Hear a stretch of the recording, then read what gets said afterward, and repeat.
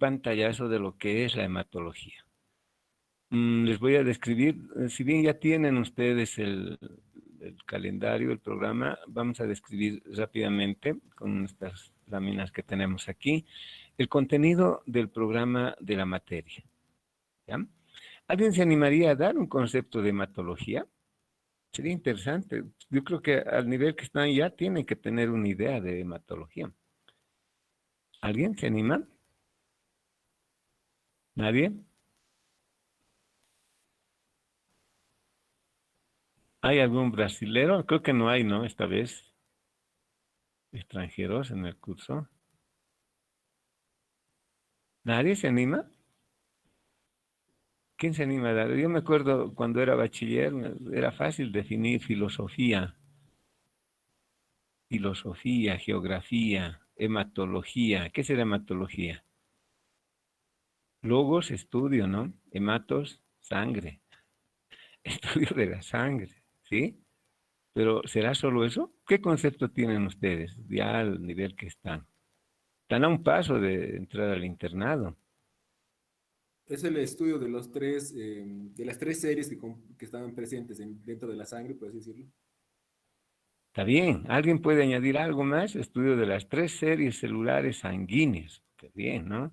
Serie roja, serie blanca, serie plaquetaria. ¿Pero alguien se anima a añadir algo más? Doctor, A ver. ¿podría decirse que es la disciplina científica del estudio de la sangre y sus constituyentes, como los órganos hematopoyéticos y linfoides? Claro que sí. Mire cómo ampliamos un poquito más, ¿no? Pero miren, cuando hablamos de órganos o constituyentes, ya estamos con dos términos, constituyentes de la sangre y órganos hematopoyéticos. Estamos abarcando más. Y es así. Cuando hablamos de constituyentes, ustedes saben que hay un componente celular, ¿no? Celular y un componente líquido. ¿No ve? Eso es básico. Componente celular, donde están las 3 líneas celulares sanguíneas que ha mencionado su compañero. Serie roja, serie blanca y serie plaquetaria. Pero hay un componente líquido. ¿Mm? Ese componente líquido, ¿qué elementos tiene? Otra cantidad de elementos. Pero, ¿qué nos interesa desde el punto de vista de la hematología? ¿Alguien podría añadir? Miren cómo ampliamos. ¿Qué Doctor, hay en el plasma sería la sanguíneo? rama de la medicina que también se encarga de tratar a los pacientes que presentan enfermedades en la sangre. Sí, sí, está bien, está bien.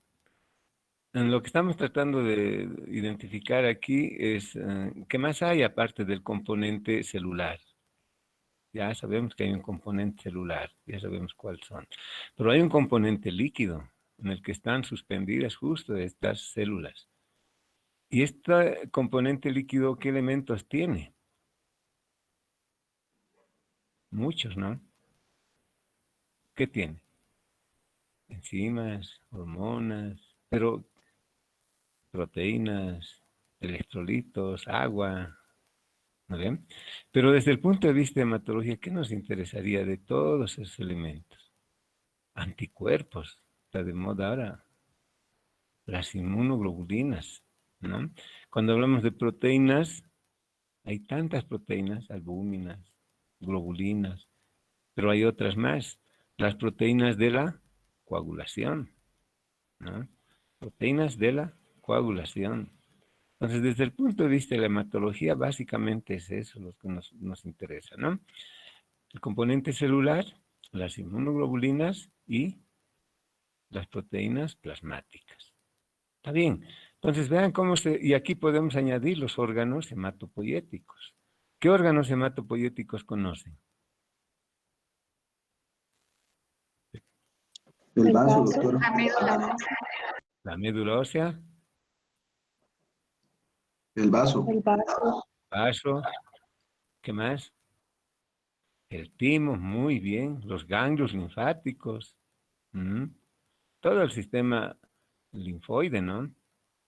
Bien, vean cómo hemos ido desglosando y hematología no había sido tan sencillo, no había sido solo glóbulos rojos, glóbulos blancos y plaquetas.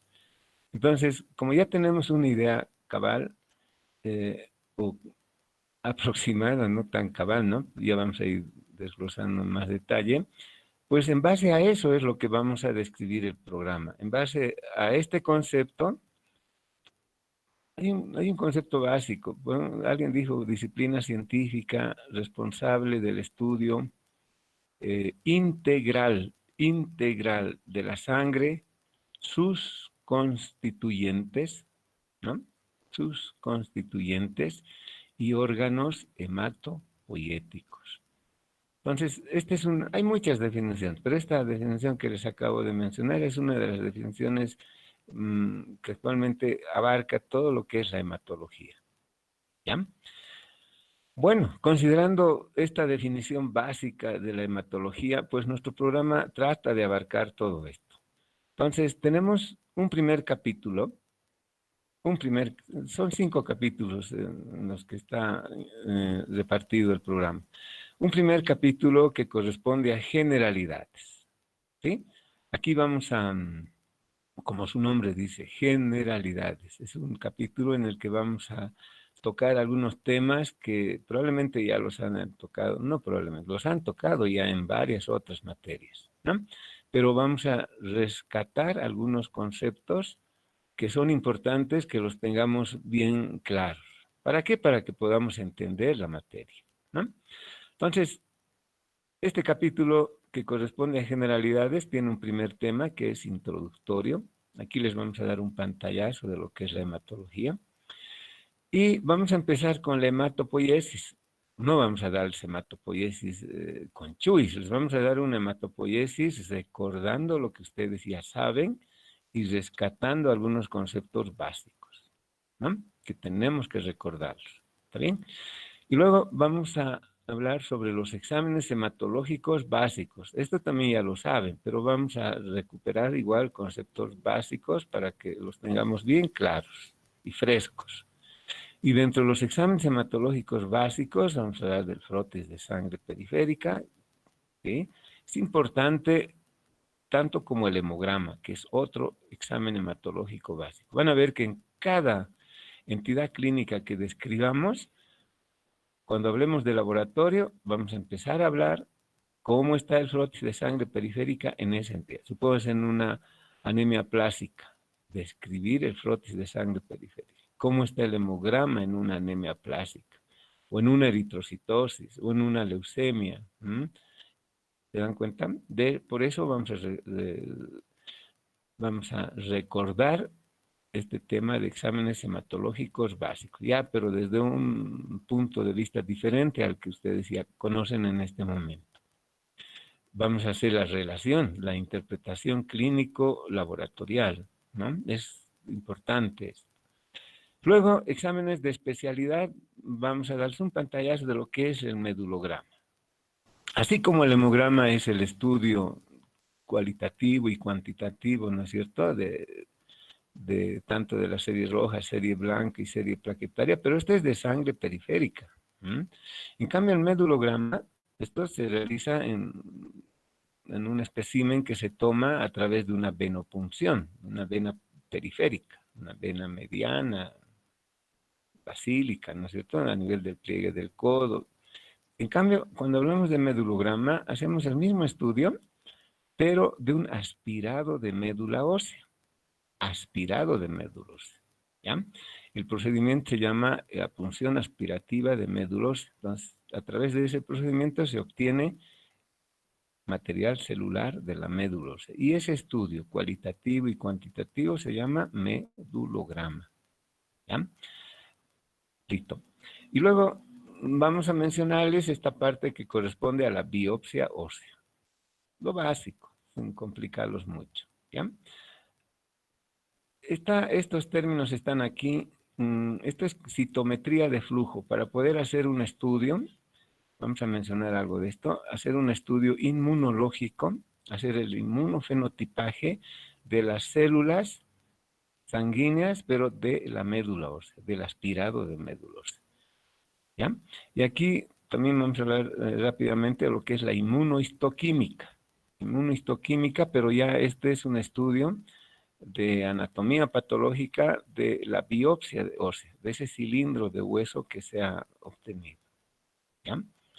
Listo, y rápidamente hablaremos también de la semiología hematológica. Aquí vamos a hacer énfasis en algunos hallazgos característicos de algunas enfermedades a nivel de la clínica hematológica, ¿no? Aquí vamos a recordar las técnicas clásicas de la semiología médica, pero dirigida a los pacientes con enfermedades de la sangre. ¿Está bien? Entonces, este es el primer capítulo que corresponde a generalidad. Una Doctor, vez que... disculpe, Sí, ¿está avanzando las diapositivas o es solo mi pantalla que se ha quedado congelada? Porque creo que no está avanzando las diapositivas. No está avanzando, doctor. no está No sé si a avanzando. los demás les pasa. ¿En qué pantalla están? Solo Hematología dice programa. hematología programa. La imagen de Ligimani. Ah, ahí está el problema. He avanzado uno. Ahora, ¿han visto la otra? No. No. No, Doc. No, Doc. No, doc. ¿Y por qué? ¿Alguien Mm, puede saber? A ver, a ver, a ver. Doctor, creo que tiene que poner la diapositiva en la pantalla completa para que avance. Nos ha pasado lo mismo ayer. Pero eso es lo que he hecho. Pero a ver, igual, vamos a revisar. Mantener. Ahora, ¿ven? Sigue en la diapositiva de Ligimani, doctor. Vemos que Digimani. escrito algo. Ya. O A ver, sea, ahora hemos pasado a capítulo 1. Sí, ahora sí. sí. Sí, doctor. Go. Estamos en capítulo 1, ¿no? Ya. Sí. Listo, espero que no se vuelva a parar. Capítulo 1, entonces, generalidades. ¿Ya? Vamos a revisar estos temas rápidamente. La parte de introducción, hematopoiesis, exámenes hematológicos básicos, exámenes de especialidad, semiología hematológica, ¿no? Luego, bueno, aquí está este reporte. Este reporte lo conocen también, ¿no? Lo han visto, lo han descrito, pero vámonos al capítulo 2. Capítulo 2. Aquí están las enfermedades hematológicas. De nuevo no pasó de capítulo 1. ¿Qué será, no? Porque lo lógico. Ahora sí, Ahora sí, doctor. Sí, ahora sí, doctor. o ahí nomás. ¿Y ahí? Sí, doctor, pasó. Sí, Pasó, doctor. ¿no? Bueno, ya. Capítulo 2, ya, vamos a hacer ese pequeño juego entonces. Capítulo 2, vamos a empezar ya a describir la parte clínica, ¿no? Enfermedades hematológicas no malignas, no malignas, ¿ya? Y aquí con un tema introductorio, porque ustedes saben, las anemias es un tema prácticamente muy amplio.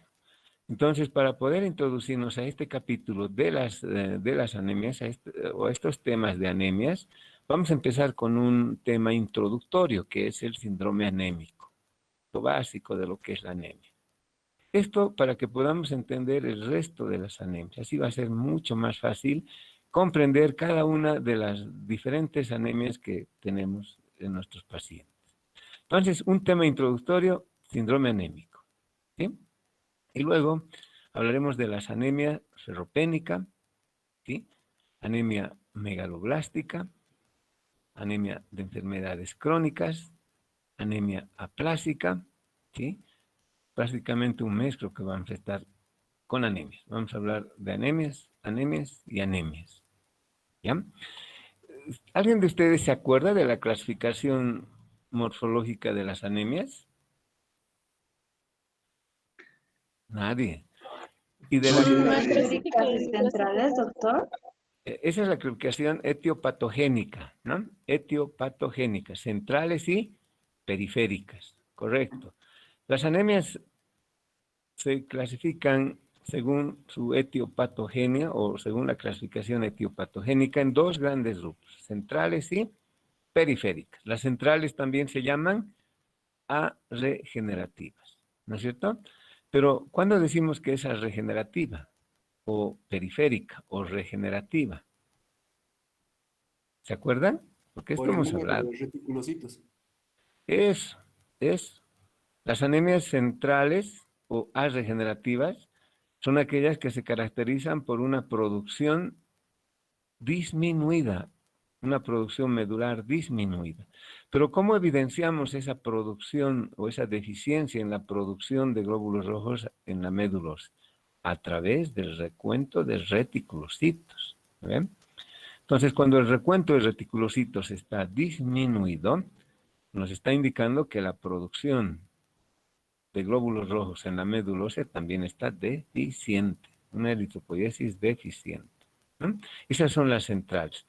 En cambio, las periféricas hay anemia, pero la producción de glóbulos rojos a nivel medular está aumentada. ¿Y cómo lo evidenciamos eso? Sin llegar a ser un aspirado, nada de eso, con un recuento de reticulocitos incrementado, ¿no? Entonces, seguimos esa clasificación etiopatogénica. Hablamos de anemias centrales inicialmente, entonces, ¿no? En este síndrome anémico vamos a recordar todo eso. Y luego vamos a decir anemias centrales. Ferropénica, megaloblástica, anemia de enfermedades crónicas y anemia plástica. Este primer grupo de anemias corresponde al grupo de anemias centrales o arregenerativas. La producción medular de glóbulos rojos en este grupo, en este primer grupo que se llama arregenerativa, que se llama centrales, ¿sí? Las vamos a describir. Había sido la anemia ferropénica, la anemia megaloblástica. ¿Y qué me puede decir? ¿Cuál será la causa de este primer grupo? Todavía, ¿no? Bueno, la anemia ferropénica, deficiencia de hierro. La anemia megaloblástica, deficiencia de vitamina D. factores de maduración, como la vitamina B12 y el ácido fólico. Por eso hay deficiencia en la producción. Aquí, anemia de enfermedades crónicas, generalmente son procesos inflamatorios, ¿no? Que evitan la utilización del hierro principalmente, ¿no? Y la anemia plástica es la sustitución total o parcial del tejido hematopoyético por tejido graso. Bueno, esto es nada más para que tengan una idea. En todo caso, estas son anemias centrales, regenerativas, ¿no? Y luego pasamos al segundo grupo de anemias, las anemias periféricas. Aquí el recuento de reticulocitos está incrementado. ¿Y cuál es el mejor ejemplo o el ejemplo característico de anemias regenerativas o periféricas? El síndrome hemolítico, o si ustedes quieren, la anemia hemolítica, la hemólisis. Entonces, para ingresar a ese segundo grupo de anemias regenerativas o periféricas, donde la producción de glóbulos rojos está incrementada a nivel medular, y esto lo evidenciamos con un recuento de reticulocitos elevado, vamos a hablar de un tema también introductorio que se llama síndrome hemolítico. Entonces aquí vamos a entender, vamos a describir qué ocurre ante una destrucción de glóbulos rojos en forma prematura, ¿no? Síndrome hemolítico. Y luego rápidamente hablaremos de, generalmente tenemos cuadros hemolíticos congénitos, hay varias clasificaciones, todo eso vamos a hablar acá. Y vamos a tomar en cuenta un primer grupo de anemias hemolíticas congénitas. No vamos a hablar de todas, ¿no? Vamos a hablar de la más frecuente, la más representativa. Es la esferocitosis hereditaria. ¿Qué es la esferocitosis hereditaria? Es la anemia hemolítica congénita más frecuente. Ella va a ser la representante de ese grupo de anemias hemolíticas congénitas. Y vamos a hablar también del representante de las anemias hemolíticas, pero adquiridas.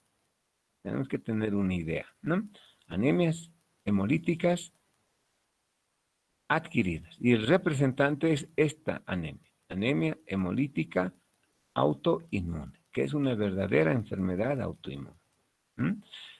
Como verán, mire, más de un mes lo que vamos a estar hablando de anemias. Nos vamos a volver anemiólogos, para que se den cuenta cuán amplios. Pero La intención aquí no es confundirlos, sino que puedan entender en detalle esto, ¿ya?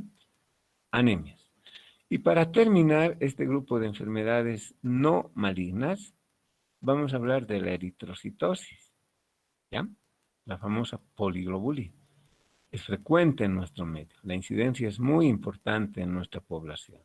Y ya saben por qué, ¿no? Todo eso vamos a hablar acá. Eritrocitosis, ¿no? En realidad vamos a hablar de la eritrocitosis secundaria, porque esa es la más frecuente que tenemos en nuestro medio. Entonces, este es el grupo de enfermedades hematológicas no malignas, ¿ya? Si hay un grupo de enfermedades hematológicas no malignas, habrá pues un grupo de enfermedades hematológicas malignas, ¿no? Y eso lo vamos a abarcar en el capítulo 3. ¿Ven esta fotografía? O otra vez ya. No, Doc, no se ve. ¿Ven o no ven? No, no. No, No, Doc. doctor. No, doctor, Se sigue está en capítulo 2. trancando. Entonces es deficiencia del sistema esto. No tienen que echarnos la culpa a nosotros. Es deficiencia del sistema. Ya. Pero hay una forma de resolver. Ahora sí ven, ¿no ven? Sí. Sí, doctor. Ya. ¿Qué les parece esta fotografía? Bueno, la intención es traerles el hospital a ustedes, a su pantalla. Esta es una fotografía del servicio. Esta es una fotografía que los pillé así. Eran grandes amigos, conversando. Pero él estaba en otra sala. ¿Sí? Y él venía siempre a visitarlo. Él no podía irlo a visitar. Él es el que venía a visitarlo. ¿Qué les llama la atención? A ver, ojo clínico. Doc, uno tiene poliglobulia y el otro ictericia. Escucha, qué capísimo. Así es, en pocas palabras es eso. Este señor, una fibrosis pulmonar, en realidad una eritrocitosis secundaria severa, tenía 80% de hematocrito. ¿Saben lo que es eso, no? 80%. ¿Sí? 26 de hemoglobina. Era fatal. Secundaria, una fibrosis pulmonar. Él era ex trabajador minero. En cambio, el señor, él era maestro y tenía 5 gramos de hemoglobina. Miren, 26 gramos de hemoglobina y él tenía 5 gramos de hemoglobina. 15% de hematocrito. Y iban gozándose, ¿no? Lo que le falta a él, yo tengo, y yo le voy a pasar. Lo que le falta glóbulos rojos.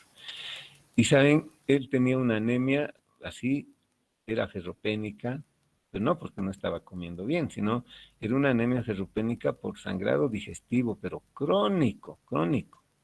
¿Sí? Tenía diverticulosis intestinal. Diverticulosis intestinal. Entonces, esos divertículos sangraban, y miren, llegó a ese estado. Él caminaba sin mucho problema, pero bueno, ya vino porque estaba muy delicado. Imagínense 5 gramos de hemoglobina. Por eso está, miren, qué contraste, ¿no? Y yo cuando los vi le dije, quédense ahí un ratito para los alumnos de Nuestra Señora de la Paz. Y posaron, y realmente, ¿no ven? Eritrocitósico, anémico. ¿Ya? Les traje, este grupo corresponde ¿qué capítulo? Segundo capítulo, dijimos, ¿no? Enfermedades hematológicas no malignas. ¿Ya? Listo. Ahora, ¿pasé o no pasé al capítulo 3? ¿O se quedó en la fotografía? Sigue en la Se fotografía, quedó, Doc. doctor. Doctor. Ya, entonces, haremos nomás.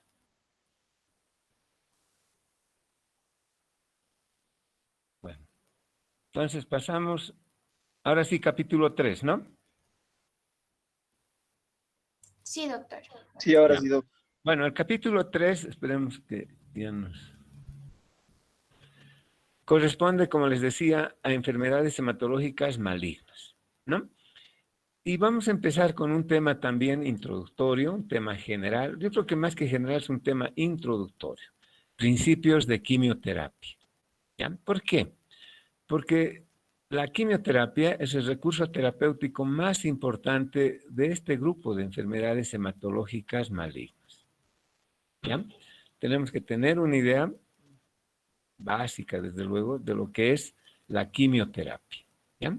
Aquí les vamos a hablar de la quimioterapia, la clasificación de los quimioterápicos, los mecanismos de acción y un poco de la inmunoterapia también, porque esto de quimioterapia, aunque ustedes no crean, está ya muy antiguo. Más de 30 años que se hace quimioterapia, más, mucho más, unos 40 años. Pero actualmente ya tenemos la inmunoterapia. ¿Mm? Significa la utilización de anticuerpos monoclonales antineoplásicos. Y tenemos la quimioinmunoterapia. Nosotros en muchas enfermedades las controlamos con quimioinmunoterapia. Y en algunas enfermedades solo inmunoterapia. Entonces, respecto al tratamiento de las enfermedades hematológicas malignas, esto es lo clásico, ¿no? La quimioterapia. Luego está la inmunoterapia. Y luego tenemos todavía la terapia celular. En la terapia celular están los trasplantes de médula, ¿no? Nosotros estamos aquí, superando la quimioterapia, estamos haciendo quimioinmunoterapia y en algunas enfermedades solo inmunoterapia. Y la diferencia entre la quimioterapia, la inmunoterapia y el trasplante de médula ósea, pues es grande cada uno de estos, ¿no? Entonces, todo eso vamos a hablar como tema introductorio. Y luego vamos a entrar ya a las enfermedades hematológicas malignas. El síndrome mielodisplásico. Este es un cuadro premaligno. Antiguamente se llamaba síndrome preleucémico. Qué desagradable, ¿no? ¿Qué te ha diagnosticado? ¿Qué diagnóstico? ¿Qué enfermedad dice que tienen? Dice que tengo síndrome mielodisplásico. ¿Y qué es su síndrome mielodisplásico? Dice que es un síndrome preleucémico. ¿Qué tal? Antes se llamaba así, ¿no? Preleucémico. ¿Saben por qué se llamaba así? Porque el 30% de los síndromes mielodisplásicos evolucionaban a una leucemia aguda.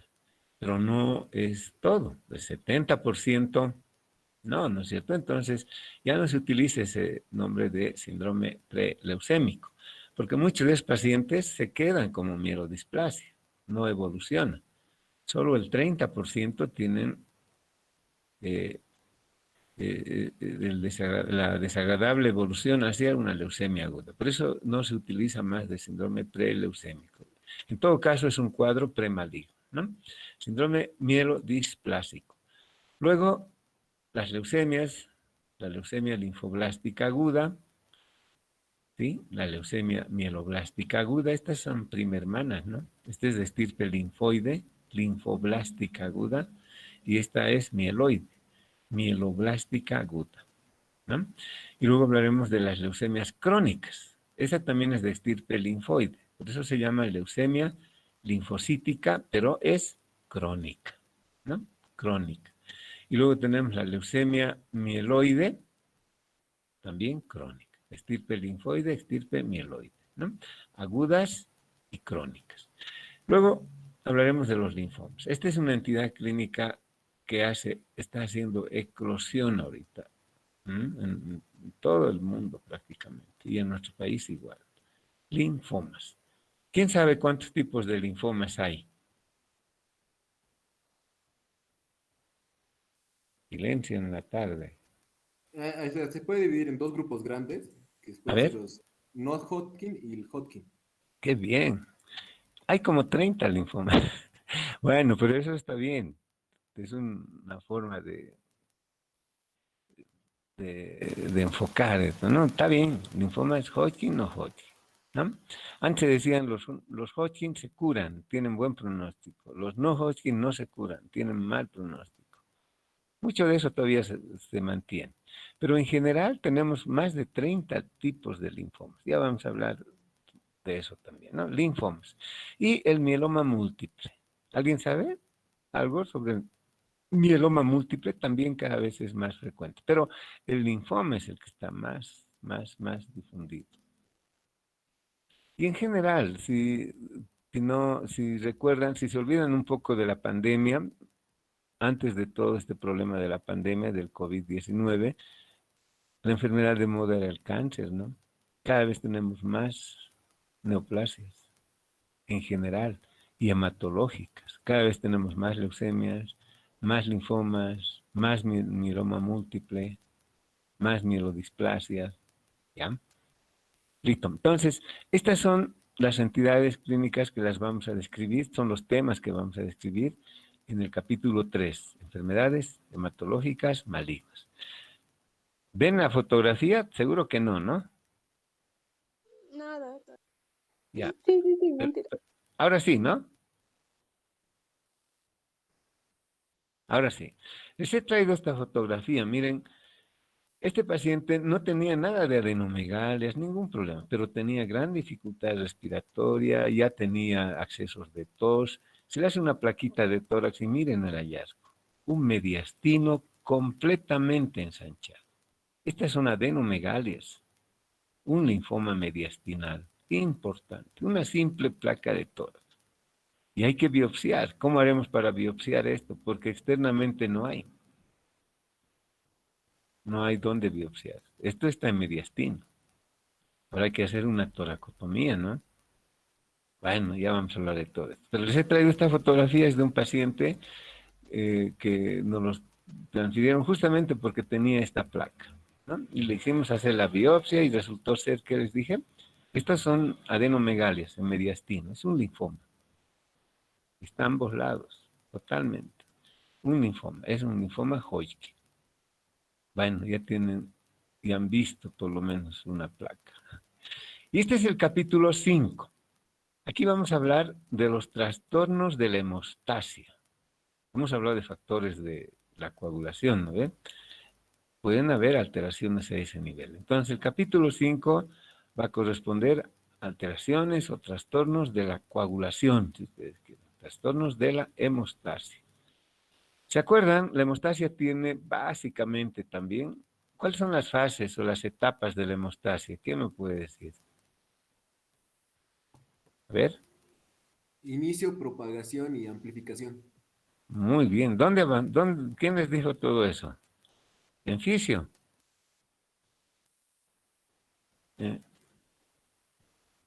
¿No se acuerda? ¿Dónde fue? En un libro. En un libro. Bueno, está bien, autodidacta. No, todo vale. Bueno, pero hay una clasificación un poquito más tradicional que consiste en menciona una hemostasia primaria, es por etapas, ¿no? Está en relación a lo que usted ha mencionado.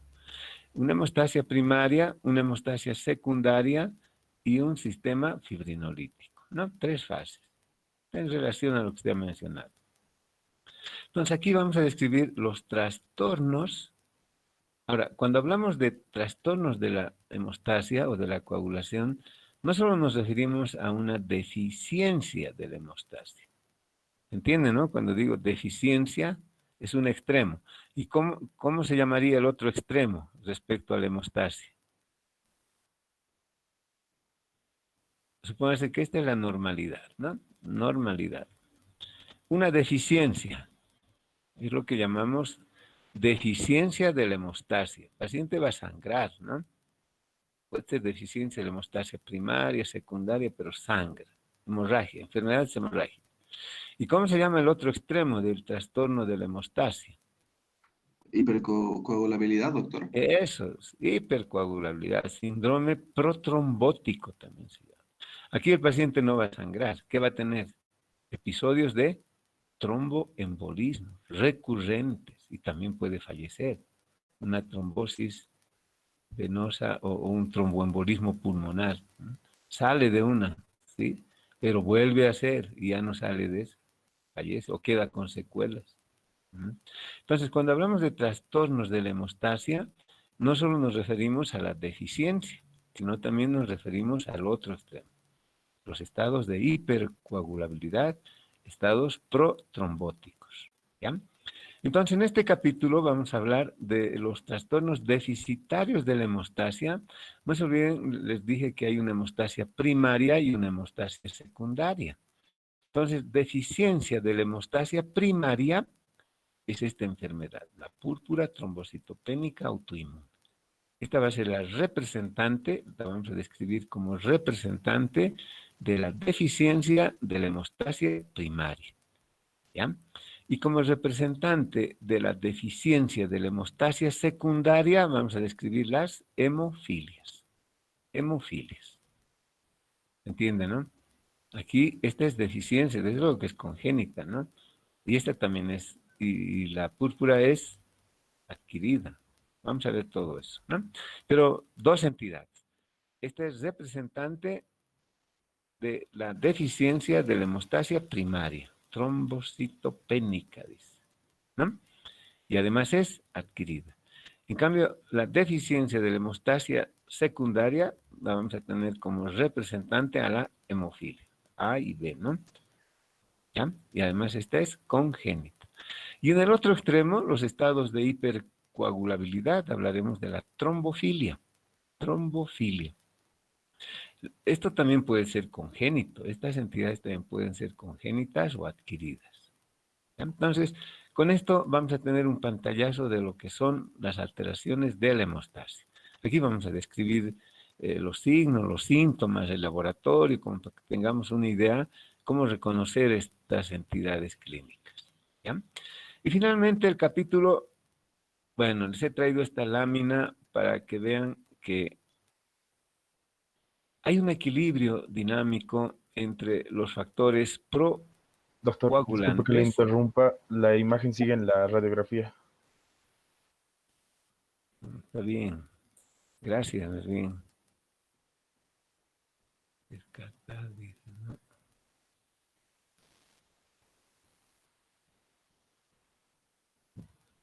Ya. Mantener. Ahora sí, ¿no? Ya, Sí, estábamos sí, hablando de hemostasia. Y les he traído esta lámina para que tengamos una idea de que los factores procoagulantes, aquellos que nos protegen de las hemorragias, y los factores anticoagulantes andan en un equilibrio continuo. Nunca andan solas. Siempre andan tratándose de equilibrar. Porque en algún momento predomina uno de ellos. Una vez que pase la situación, la necesidad de que se activen estos factores, inmediatamente actúa el otro y se mantiene un equilibrio dinámico. Esto se está realizando continuamente en el organismo. Nosotros no nos damos cuenta, pero se está ejecutando. Un equilibrio dinámico entre los factores procoagulantes y los factores anticoagulantes, ¿no? ¿Y cuándo ocurren los trastornos de la hemostasia? Cuando se rompe este equilibrio dinámico, ¿no? Este equilibrio homeostático, podríamos decir. Se rompe este equilibrio, ahí empiezan los trastornos, ¿no? Se activan los factores anticoagulantes sin que haya necesidad, ¿no? Entonces ahí empiezan los fenómenos tromboembólicos o por el otro extremo pueden aparecer los sangrados. Bueno, esa es la idea de esta fotografía, ¿no? Que hay un equilibrio dinámico entre esos dos grupos de factores. Los procoagulantes, ¿sí? Aquí está el factor tisular, los factores de la coagulación. En cambio, aquí tenemos los otros, el antitrombina 3, ¿sí? La proteína C, la proteína S. ¿Se acuerdan? Estos son los anticoagulantes naturales, ¿no? Entonces hay un equilibrio dinámico, normalmente. ¿Cuándo aparecen los trastornos? Cuando hay cuando se pierde este equilibrio dinámico, ¿no? Ya. Bueno, tenemos el capítulo quinto, ¿es no? ¿O sexto? Otra vez que no se ve seguro. No, doctor, no se ve. Ahora sí. Ahora sí.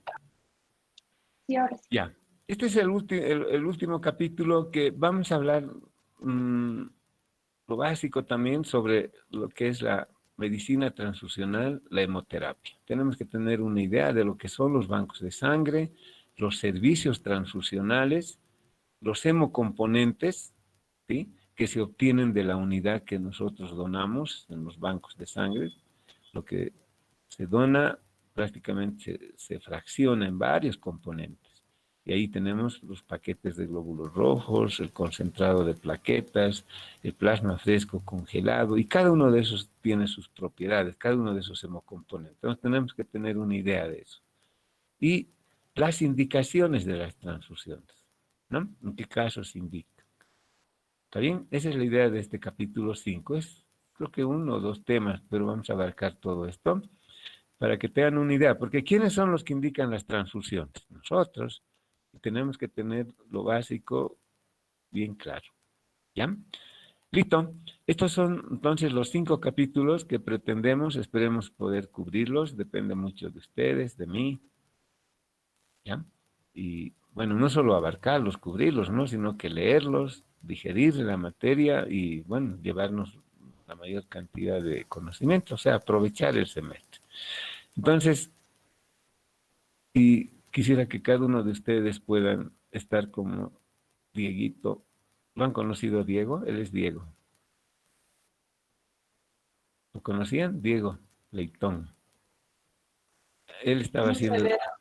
Otra vez no hay, ¿no? No, no veo a Diego. Doctor, tal vez Ahora sí. cerrando la transmisión y volviéndola a abrir, a compartir la pantalla, pueda solucionarlo. Ya. Ahora lo ven a Diego, ¿no? Sí, doctor. Ya. Quisiera que ustedes donen sangre alguna vez como experiencia para que puedan convencer a la gente y a la población en general que donar no hace daño. ¿Mm? Él donó, se sacó el mandil y él era jefe de residentes de medicina interna y jefe de todas las residencias del Obrero. Y era nuestro alumno también, exalumno, ¿no? Hizo su lote de medicina interna por hemato con nosotros. Lindo tipo. Donando. Como si nada. A ver, ¿quién de ustedes se animaría a donar? Todos pensarían 2 veces, ¿no? Él le dice, ¿se anima a donar? Sí, doctor. Ese rato. Miren. Bueno, ese es un ejemplo, ¿no? Y aquí les he traído algunas fotografías del banco de sangre de nuestro hospital. Este es un agitador de plaquetas. Doctor, no ha avanzado la imagen. Ya, vamos a repetir. Ahora sí. Este es un agitador de plaquetas. Esto se agita continuamente, las 24 horas del día. Porque estos son concentrados de plaquetas. Porque si deja de agitarse, las plaquetas se aglutinan. Deja de tener ya efecto terapéutico. Agitadores de plaquetas. Esto se obtiene de la unidad de sangre que uno dona, ¿no? Listo. ¿Alguna pregunta sobre el programita que les hemos presentado? ¿O ya tenían idea? Bueno, si han leído el programa tienen ya idea, pero con esto yo creo que está un poquito más claro, ¿no? ¿Alguna pregunta?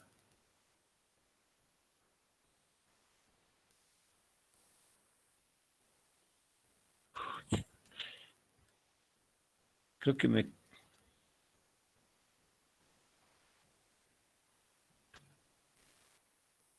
¿Nada?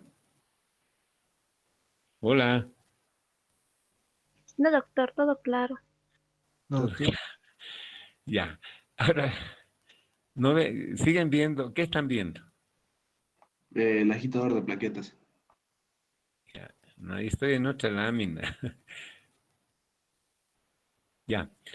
Listo. Entonces, ¿nos damos un descanso o quieren seguir? Hola.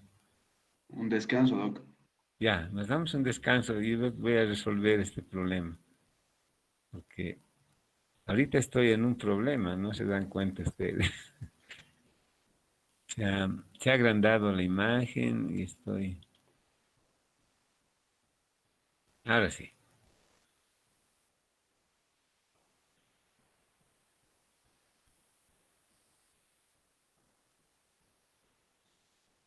Otra vez.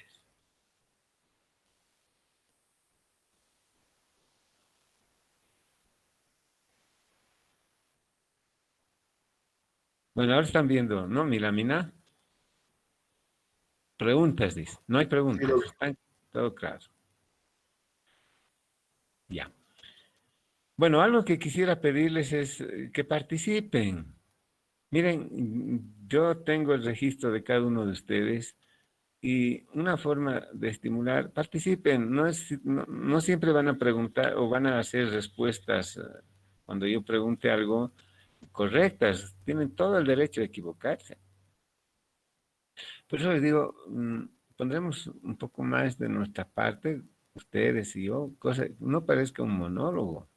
Pues si no, voy a empezar a llamar a uno por uno, a ver, fulano, sutano, ¿no?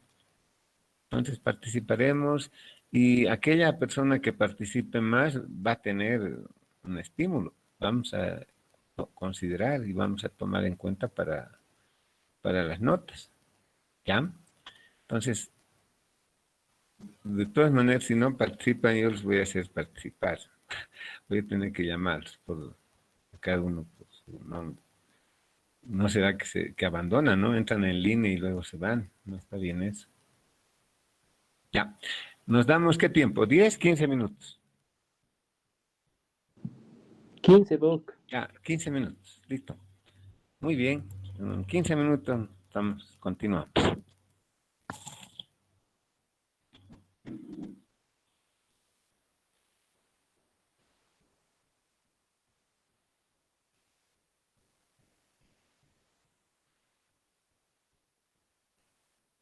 Bien, vamos a hablar entonces de generalidades. Es el tema inicial de la materia.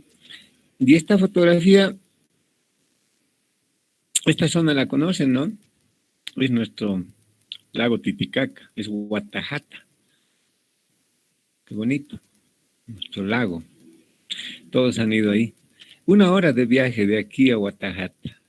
Bueno, los que tienen movilidad, hay movilidad también, servicio público. Sería bueno, y nosotros hemos ido varias veces ahí en el afán de distraernos de este estrés de la pandemia. Bueno, entonces, sigamos.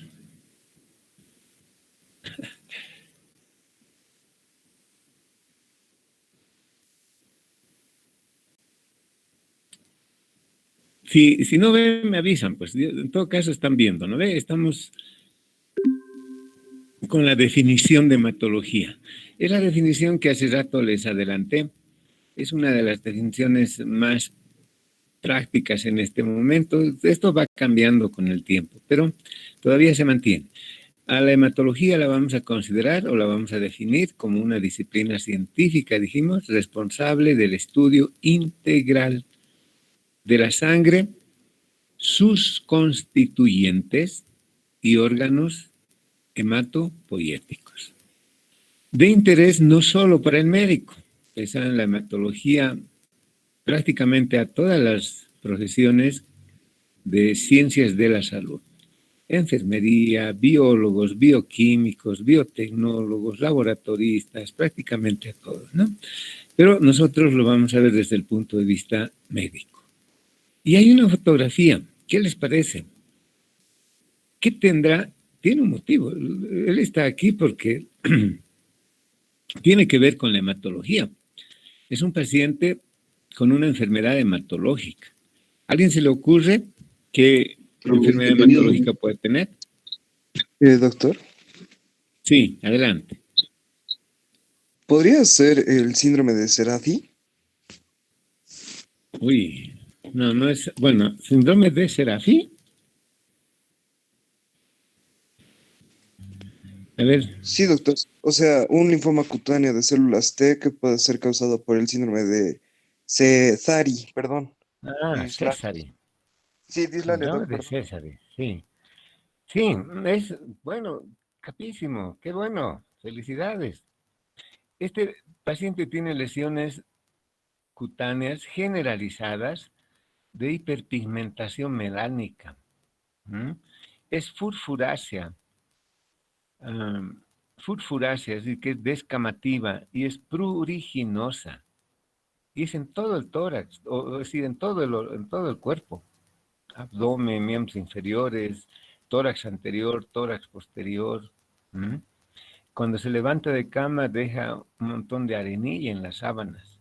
Provocaba problemas con nuestra auxiliar de enfermería. Le decía que comía en la cama, que era desasiado. No, es descamativa, muy exfoliativa y pruriginosa, al extremo de que su familia lo discriminaba.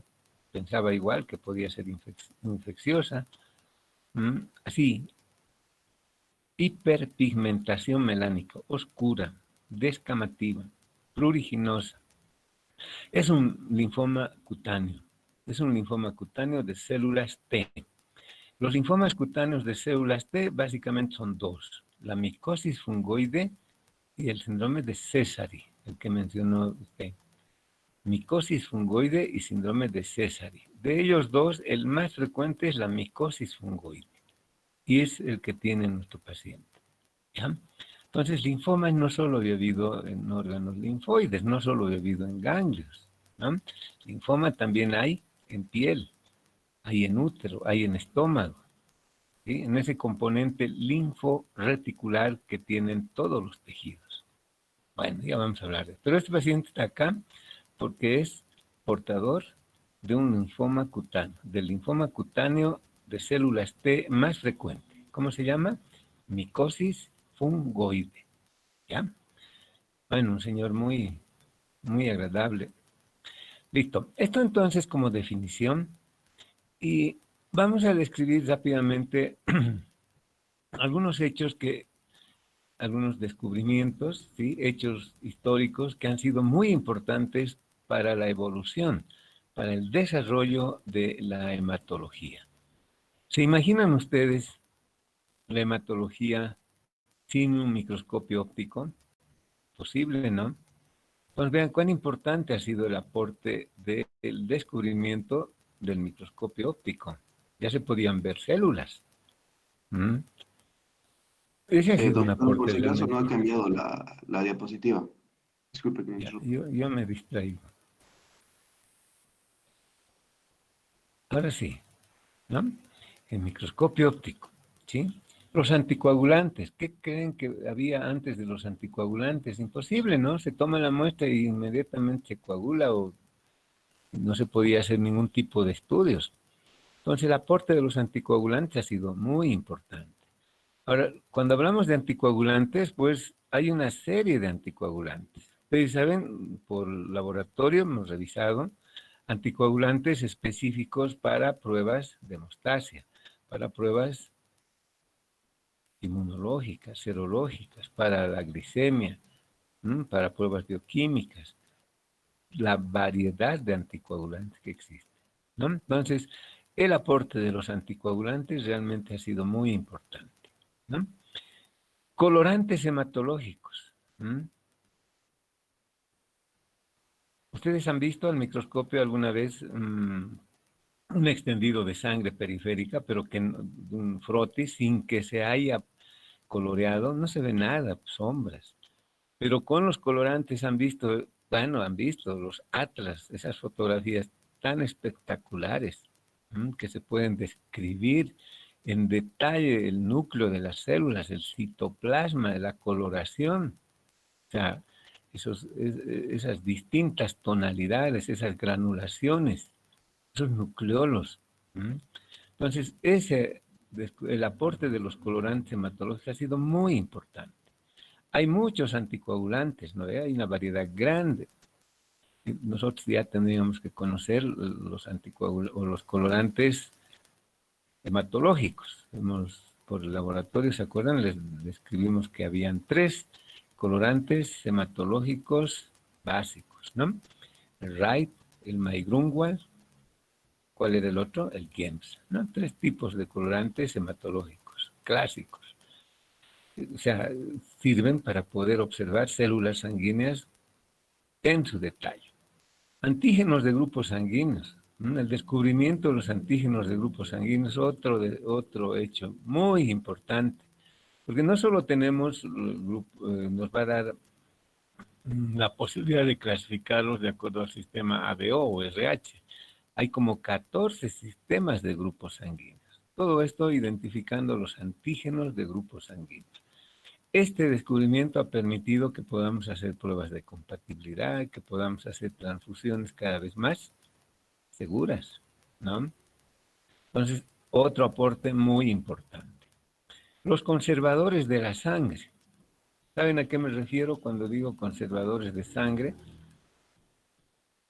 Con de uso terapéutico, desde luego. Cuando uno dona una unidad de sangre, probablemente alguno de ustedes ha donado, y si no ha donado, vayan, donen. Los bancos de sangre están las 24 horas del día. Cuando uno dona una unidad de sangre, si alguno de ustedes ha donado, tienes experiencia, se utiliza una bolsa colectora. Esa bolsa colectora de sangre tiene un contenido que es líquido, totalmente claro, cristalino, que tiene una solución, se llama conservadora de sangre. ¿Sí? Entonces, cuando uno dona una unidad de sangre, se va mezclando, hay unas balanzas agitadoras automáticas que van agitando según va extrayéndose la sangre, se va mezclando con esta solución conservadora y bueno, de esa forma tenemos la unidad de sangre líquida, ¿no es cierto? Y esa unidad se la procesa y se obtienen los hemocomponentes, ¿no? Inicialmente había una fórmula que se llamaba la fórmula ACD. Esta es una fórmula conservadora, ACD. ¿Qué elementos tendrá esta fórmula conservadora o esta solución conservadora? Esta era la fórmula inicial. Esto ya es histórico, porque ya no se utiliza más. Pero en base a esto vienen las otras fórmulas. Luego se tuvo la fórmula CPD. Son abreviaturas de cada uno de los constituyentes. CPD. ¿No? La segunda fórmula, mucho más mejorada. Y luego actualmente tenemos la CPD, es la misma CPD, pero con un aditamento. CPD más adenina. ¿Qué es adenina? ¿Quién me puede decir? ¿Alguien sabe? No todos deberían saber, pero ¿qué es la adenina? ¿Alguien se anima? ¿Alguien se acuerda? Son 3 fórmulas. Esta era la fórmula inicial, está mejorada, y esta es la que actualmente mucho más mejorada. ¿Qué es la adenina? Es una base nitrogenada. ¿Cómo es? Doc, es una base nitrogenada. ¿No es un nucleótido? Ya es un nucleótido. Está bien, está cerca. Doctor, disculpe, si está escribiendo algo en su pantalla, no lo podemos ver y tampoco ha cambiado de diapositiva. Pucha, entonces estamos mal, ¿no? ¿Y había ese problema también con sus compañeros, no? ¿O con las otras materias? Bueno, de todas maneras podemos corregir esto. Ahora se ve, ¿no ven? Sí, tiene que verse ahora. Ahora sí. Sí, doctor. Sí, ahora sí. Ya. Entonces, la primera fórmula conservadora de sangre es ACD. CPD más mejorada y la CPD, pero más un nucleótido, la adenina. ¿Ya? Entonces, esta primera fórmula nos permitía mantener las células sanguíneas viables, aptas para su uso terapéutico, por 21 días. ¿Qué tal? 21 días estaban listas para poder, 21 días. Pero como la exigencia cada vez es mayor y se va mejorando, la CPD mantenía las células sanguíneas viables para poder utilizarse en las transfusiones 28 días. Era lo último del último. Pero actualmente tenemos la fórmula CPD más adenina que nos mantiene viables a las células 36 días. ¿Qué les parece? Entonces, vean, estas son las fórmulas conservadoras o las soluciones conservadoras de sangre. Actualmente es esta la que tienen la mayor parte de las bolsas. Antes se utilizaba la ACD y la CPD y se usaban frascos. Ahora son bolsas de polietileno, ¿no? Ahora, la pregunta es, ¿qué elementos tiene? ¿Ustedes me pueden decir qué elementos tendrá esta fórmula conservadora de sangre? No se olviden que la extracción de sangre contiene, ¿qué? Células vivas. ¿Mm? Entonces, ¿qué elementos tendrá esta fórmula conservadora? A ver, ¿alguien?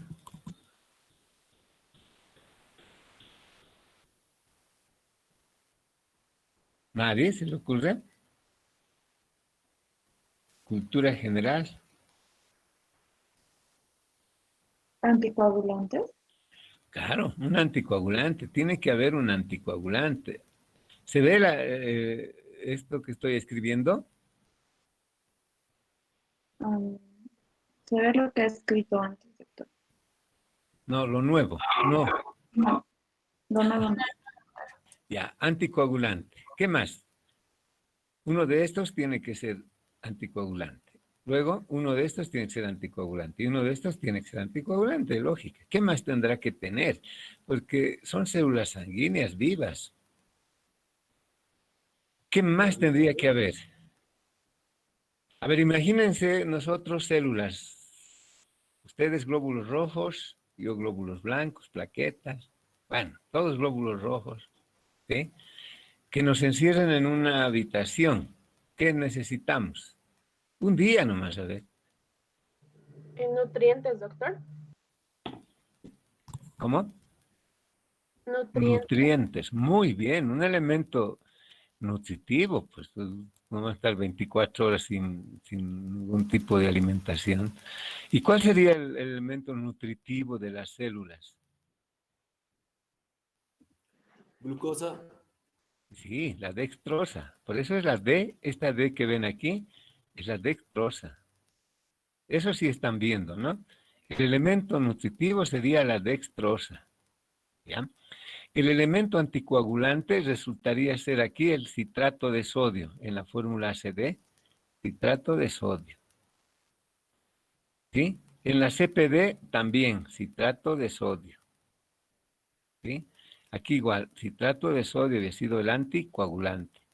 ¿Y qué será la P? ¿Qué otro elemento más tendría que tener?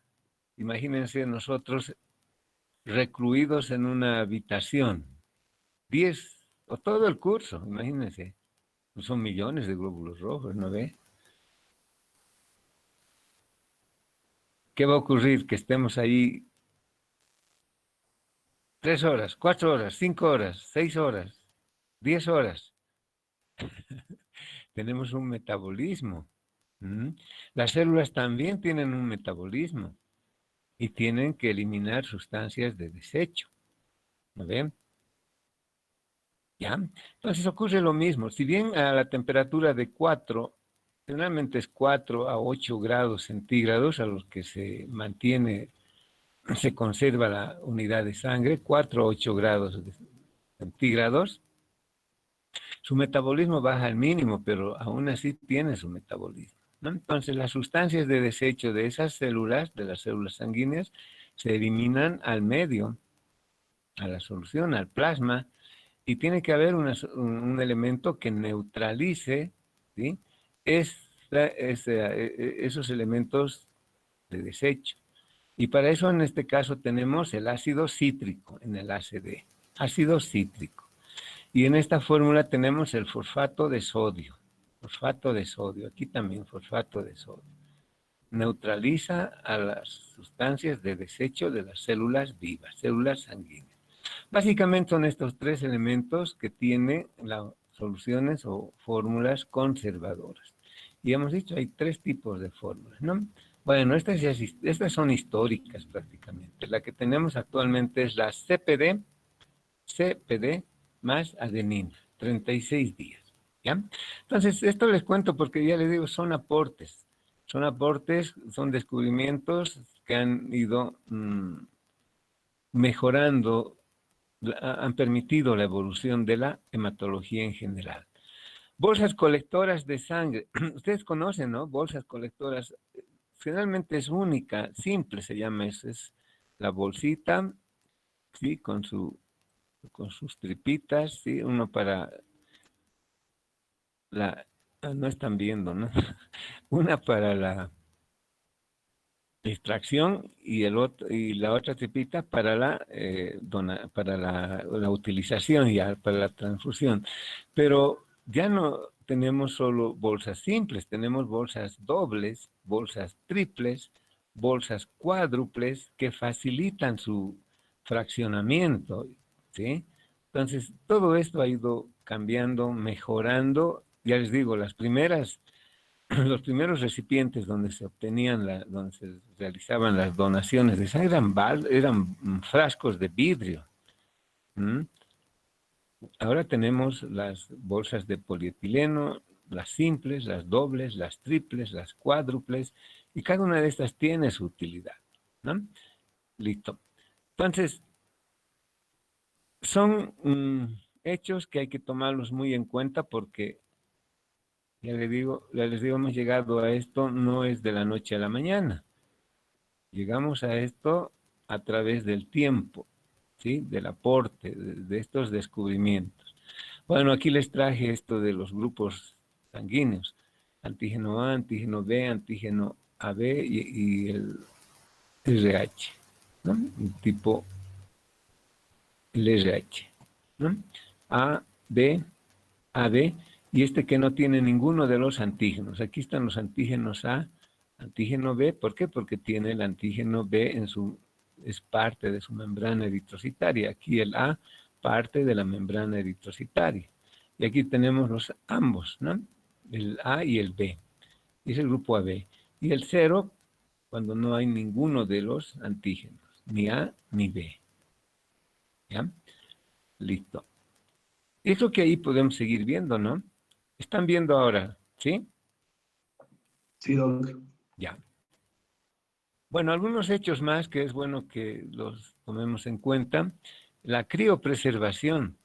Antes, ahora yo creo que ustedes ya lo toman de distinta forma, pero antes, cuando yo estaba como ustedes, estudiante, cuando hablábamos de criopreservación, era ciencia ficción, ¿sí? Incluso habían novelas que relataban una muchacha, la habían criopreservado y después de 30 años la descongelan, toda una novela, ¿no? Pero actualmente eso ya no es ciencia ficción, eso es realidad, criopreservación. Criopreservación de células, ¿sí? Actualmente lo que se hace es criopreservar células madre, ¿no? Y es tan real esto que nuestro servicio tiene su unidad de criopreservación, nuestra institución más que nuestro servicio. En el Hospital Obrero, planta primer piso, al frente de la dirección, ahí está, los que conocen, ¿no? Primer piso, al frente de la dirección, ahí está la unidad de criopreservación, con balones de nitrógeno líquido, se están criopreservando, nosotros estamos criopreservando células madre de 2 pacientes, un paciente con linfoma, no Hodgkin, y otro paciente con mieloma múltiple. Estamos criopreservando en el afán de poder utilizar en un tiempo, apenas tengamos condiciones, y realizar un autotrasplante de estos pacientes, pero tenemos ahí sus células madre. Entonces, la criopreservación, algo que digo, en algún momento era ciencia ficción, ahora sí se puede. ¿Ya? Entonces, otro avance muy importante, la criopreservación permite la realización de los trasplantes y tiene muchas otras utilidades. Hay gente que se va a someter, digamos, a radioterapia, quimioterapia y quiere conservar sus espermatozoides, ¿sí? Porque con la quimioterapia pues se destruyen las células que tienen alto índice mitótico. Entonces lo que hacen es criopreservar espermatozoides. Se puede criopreservar óvulos. En este caso, nosotros utilizamos la criopreservación para conservar células madre, ¿sí? Y poder hacer un trasplante de células madre. Entonces, esto ya no es ciencia ficción. El contador de células automático o el contador de células automatizado. En el laboratorio hemos hablado un poco de esto, el método para hacer hemograma por el método manual, convencional, con pipetitas, con cámaras de Neubauer. Ese es el método convencional, pero actualmente hemos hablado también de esto, máquinas electrónicas que hacen un recuento de las células en detalle, las cuentan una por una, y en base a ese recuento, así, en realidad las células pasan como en fila india, ¿sí? Y se puede identificar a las células, se puede realizar el recuento y obtener sus índices matimétricos, todo eso con una exactitud prácticamente del 99.99% de exactitud. Entonces, estas máquinas, otro aporte muy importante. El laboratorio del hospital de la universidad tiene ya su contador de células automatizadas. Esto para los hemogramas, generalmente. Y la exactitud con que realiza esta determinación es altísima. Luego tenemos el descubrimiento más que descubrimiento, de la invención de la citometría de flujo. Citometría de flujo sirve para realizar el estudio inmunológico de las células sanguíneas, el inmunofenotipaje de las células sanguíneas, ¿sí? Esto es a través de la identificación de antígenos monoclonales. Todas las células tienen, ¿qué son los antígenos monoclonales? No son más que estructuras proteicas que forman parte de la membrana celular, de la membrana de las células sanguíneas. Estos antígenos monoclonales están presentes no solo en la membrana de las células sanguíneas, sino también en el citoplasma de las células sanguíneas y en la membrana nuclear. Identificando estos anticuerpos monoclonales a través de este método laboratorial, citometría de flujo, podemos identificar a las células indicando a qué estirpe corresponde y además podemos indicar el grado de diferenciación, el grado de maduración que tiene esta célula. Podemos decir cuán joven es, cuán inmadura es, o cuán adulta o cuán vieja es esa célula. Esto es importante para la clasificación de las leucemias especialmente. Entonces, otro avance importante, citometría de flujo. Es un método de laboratorio que nos permite realizar el estudio inmunológico de las células sanguíneas. La inmunohistoquímica es muy parecido a la citometría de flujo, ¿sí?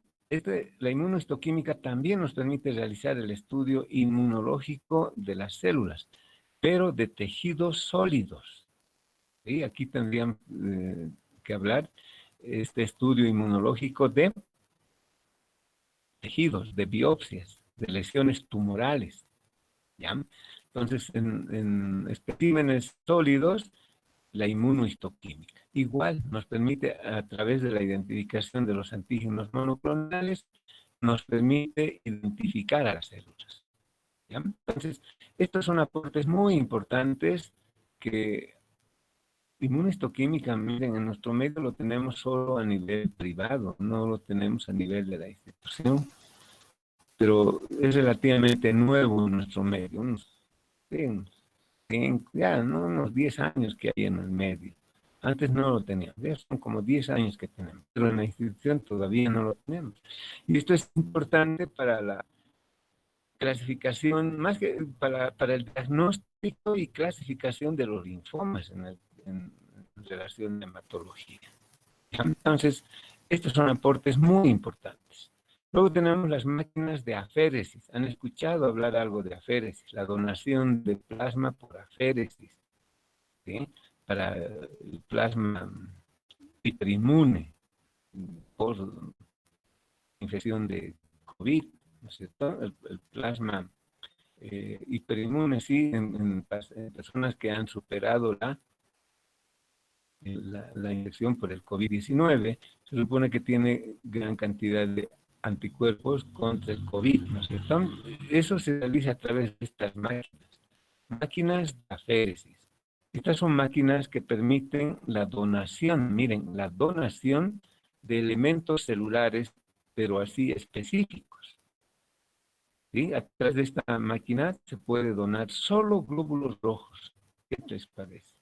Y el resto de células el resto de elementos o plasma y resto de células retorna al donador y solo obtenemos lo que nosotros requerimos. ¿Sí? Yo requiero plaquetas, puedo obtener una buena cantidad de plaquetas y el resto, glóbulos rojos, albúmina, proteínas, todo eso regresa al paciente. Es un sistema de circulación extracorpórea. Esta es una máquina, ¿sí?, de aféresis. Aquí está, este es de 2 vías. Por aquí sale hay una venopunción, va a la máquina, la sangre, ¿no? Y tiene una serie de centrífugas pequeñas, varias centrífugas, que separa el elemento que nosotros queremos obtener de esta persona que está donando. Queremos solo glóbulos rojos. Queremos solo plaquetas vamos a separar aquí.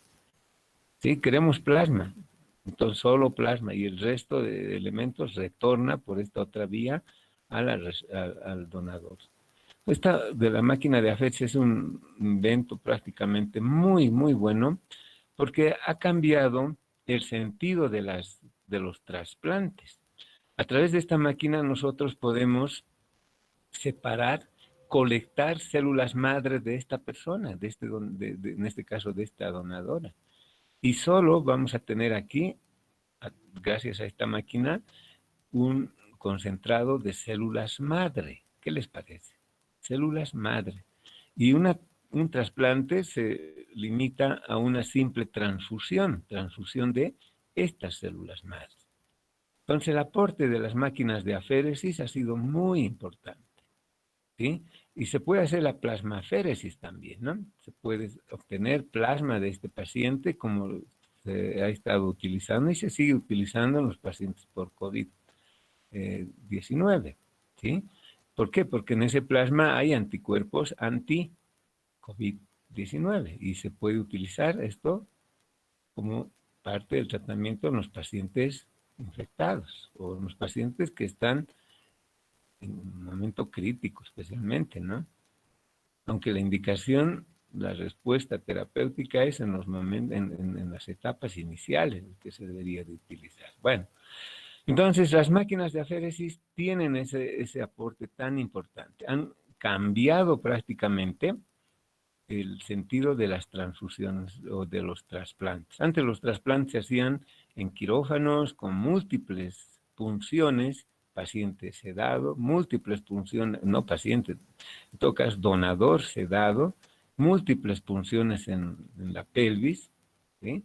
Y se obtenía, y eso es lo que se pasaba al paciente receptor. En cambio ahora se ha limitado a una simple transfusión. ¿Ya? Entonces, máquinas de aféresis. Y no solo es eso, nos sirve también para, hay una parte que se llama la parte terapéutica de las máquinas de aféresis, se llama plasmaféresis, en enfermedades autoinmunes. Ustedes conocen el Guillain-Barré, los lupus, ¿sí? El paciente con crisis lúpica, ¿sí?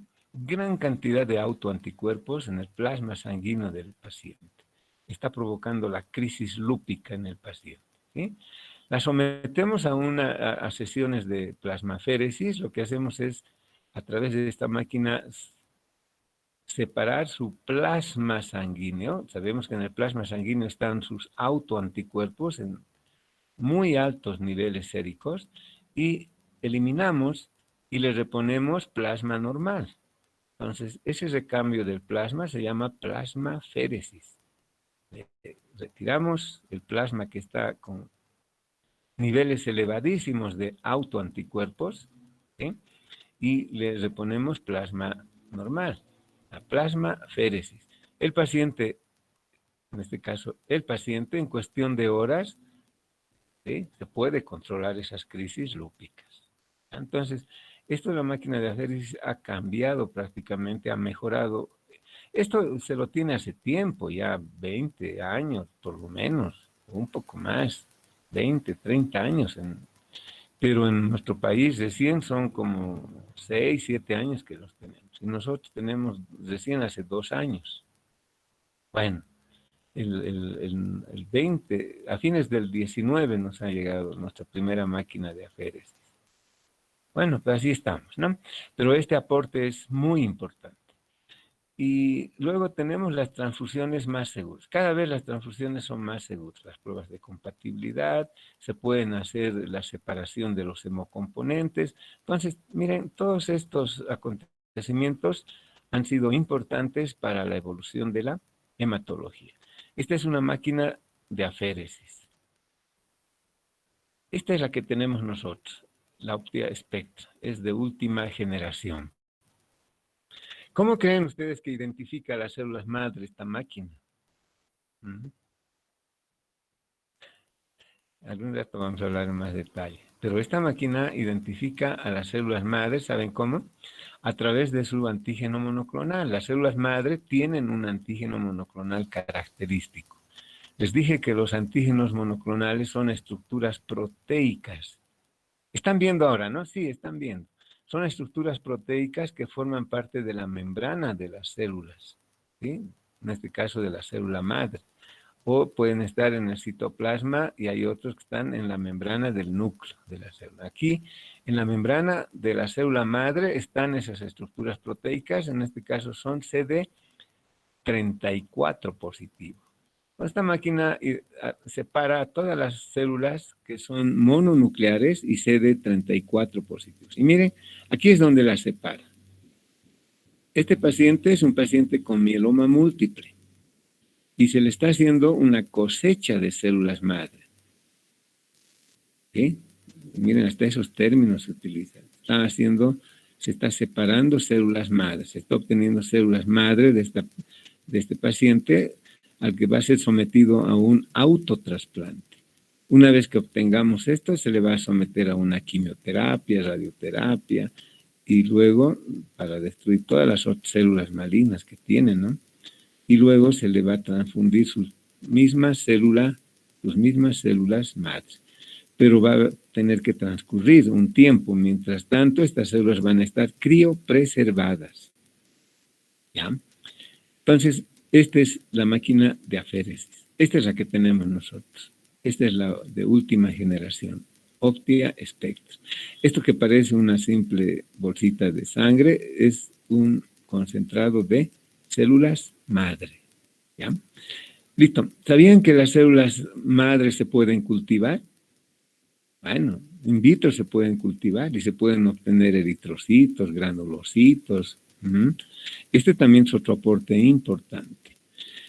Y estas pruebas de biología molecular, las pruebas de biología molecular. Actualmente en el medio tenemos unos 2 o 3 lugares, no hay más. ¿Sí? Con esto de la pandemia, por ejemplo, para el PCR. El PCR es una de las pruebas de biología molecular. ¿Quién sabe qué significa PCR? Doctor, reacción en cadena de polimerasa. Reacción en cadena de la polimerasa. ¿Y quién sabe qué significa FISH? Es también otra prueba molecular. Hibridación fluorescente in situ. ¿Ya? Entonces estas pruebas son mucho más sensibles, mucho más específicas y también han ayudado enormemente al mejoramiento, al avance de la hematología. Ya vamos a ir hablando en detalle de esto, pero la biología molecular, son pocos los laboratorios que en el medio tienen. Nosotros tenemos ya, el materno son 2 años ya que tenemos biología molecular. ¿Sí? Se pueden identificar genes a través de estas pruebas. Genes. ¿Se imaginan, no? Genes. El gen BCR-ABL, el gen BCL2, BCL1. Son genes bien importantes, ya vamos a ver su utilidad. Pero ¿cómo podemos identificar genes? A través de la biología molecular. ¿Cuáles son esas técnicas? Las técnicas de mayor uso frecuente, no sé si está bien dicho eso. Las técnicas de biología molecular de mayor uso son estas, la reacción en cadena de la polimerasa y el FISH. Y en nuestro medio ya hay FISH y ya hay también reacción, pero son pocos, son 2 o 3 lugares donde hay, no hay más, pero ya tenemos. Aporte importantísimo. La quimioterapia contra el cáncer. ¿Se imaginan antes de que haya quimioterapia? ¿No? Pero la quimioterapia ha sido un descubrimiento muy importante. Hasta ahora son más de 50 años que se hace quimioterapia. En muchos casos, si el diagnóstico es oportuno, si son estadios iniciales, se resuelve, se cura prácticamente. ¿Mm? La quimioterapia contra el cáncer ha sido otro descubrimiento muy importante. Pero ahora tenemos la inmunoterapia contra el cáncer. ¿Mm?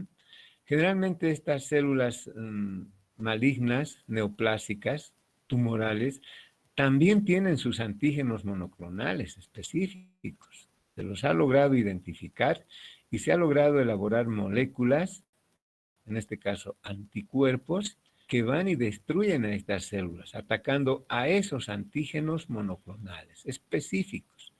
Ya no es como la quimioterapia. La quimioterapia es como un escopetazo. Todos conocen el cartucho de la escopeta, ¿no? Son un montón de perdigones.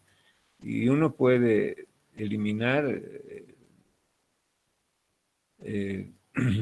a ver, uno puede eliminar ¿cómo se dice? Pues, supóngase, vamos a eliminar, estamos con una escopeta y tenemos un punto ahí, puede ser una paloma, digamos. Vamos a eliminar a la paloma, hacemos bolsa a la paloma, ¿no? Pero destruimos toda esa área donde estaba la paloma. Es un ejemplo muy grosero, ¿sí? Y eso es lo que hace la quimioterapia. Destruye las células neoplásicas, cancerosas, pero produce mucha toxicidad en el resto de células que están en ese paciente. Los quimioterápicos generalmente son mielotóxicos, son nefrotóxicos, neurotóxicos, producimos estragos. Controlamos el cáncer, pero le hemos provocado una serie de toxicidad. ¿Sí? Ese es el problema de la quimioterapia. En cambio, la inmunoterapia no. Con la inmunoterapia, el tratamiento va dirigido a esos antígenos monoclonales, va dirigido a los antígenos monoclonales de la célula neoplásica. O sea, va dirigido a esas células neoplásicas, ¿no? Es como si fuera el disparo de un rifle, por decir, un rifle de salón, directamente al objetivo, ¿no? Desde luego que también tiene sus efectos indeseables, pero es mucho más, por eso se llama terapia inteligente incluso, o terapia endiana, ¿sí? Es el blanco, directamente a la célula blanco, ¿ya? Y luego tenemos la terapia celular. Todo esto ha ido evolucionando, no es de la noche a la mañana. Terapia celular. Aquí está el trasplante de células hematopoyéticas. De esta forma se puede hacer el tratamiento de enfermedades neoplásicas. Terapia celular. Se refiere al tratamiento en base a los trasplantes de células, ¿no? Hematopoyéticas en todo caso. Y actualmente en los países del primer mundo tenemos la terapia génica. Van modificando la estructura génica de las células, no siempre tumorales, ¿no? De algunas otras enfermedades congénitas y se corrige la enfermedad. Entonces, vean, esto está en fase de experimentación, pero ya hay estudios muy avanzados. Entonces, miren cómo ha avanzado enormemente la hematología, ¿sí? A la par de la ciencia, ¿no? La ciencia va avanzando, pero también va dando sus beneficios, en este caso, a la hematología.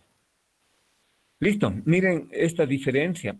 Hemos hablado en laboratorio, estos son los elementos que se utilizan para el hemograma manual, convencional. La camarita de Neubauer con sus retículos, ¿no? Las pipetitas de toma para glóbulos rojos, glóbulos blancos, la boquilla con la que se aspira con la boca todavía, con los labios. ¿Se acuerdan de esto? Y miren, esta es la célula contadora de células sanguíneas. Con esta máquina se hacen hemogramas, ¿no? Aquí está una fila de muestras de pacientes. En cuestión de minutos se puede hacer 100, 80 hemogramas, pero con una exactitud del 100%. En cambio, un hemograma manual, 15, 20 minutos y con un factor de error grande. Depende mucho de la experiencia del que está realizando el estudio, ¿no? O el examen. ¿Ya? Bueno, La inmunología ha aportado enormemente a la hematología, ya les había adelantado, con esto del descubrimiento de los antígenos monoclonales. Antígenos monoclonales, ¿sí? Que son estructuras proteicas, ¿no? Que están formando parte, aquí tenemos un esquemita, de la membrana celular, pueden estar formando parte del citoplasma o de la membrana nuclear. Entonces, identificando a estos antígenos monoclonales, nosotros podemos identificar a las células. Miren, las células madre hematopoyéticas tienen el CD34 específico. Por eso decimos que todas las células mononucleares CD34 positivas son células madre. Los linfocitos T, ustedes saben que hay linfocitos T, linfocitos B, básicamente, ¿no ven? ¿Cómo los identificamos? Antiguamente, tradicionalmente, los linfocitos T eran los linfocitos más grandes y los linfocitos B, los linfocitos pequeñitos. Pero eso es muy subjetivo. A mí me puede parecer pequeñito y el otro más grande, ¿no? Pero ahora con la identificación de los antígenos monoclonales, yo puedo decir, este es un linfocito T y este es un linfocito B. ¿Cuáles son los linfocitos T? Los que tienen el antígeno monoclonal CD3 positivo, CD5 positivo y CD7 positivo. ¿Cuáles son los linfocitos B? Los que tienen el antígeno monoclonal CD19 positivo y CD10 positivo. ¿Ya? Hay una enfermedad que se llama la tricoleucemia. ¿Y cómo diagnosticamos? Identificando a esas células, los tricoleucocitos. ¿Y cómo las identificamos? Tienen su morfología. Vamos a ver en la próxima clase a los tricoleucocitos. Tienen prolongaciones citoplasmáticas, ¿sí? Como cilios. Son como linfocitos chascosos, ¿no? Con cilios, cabelludos.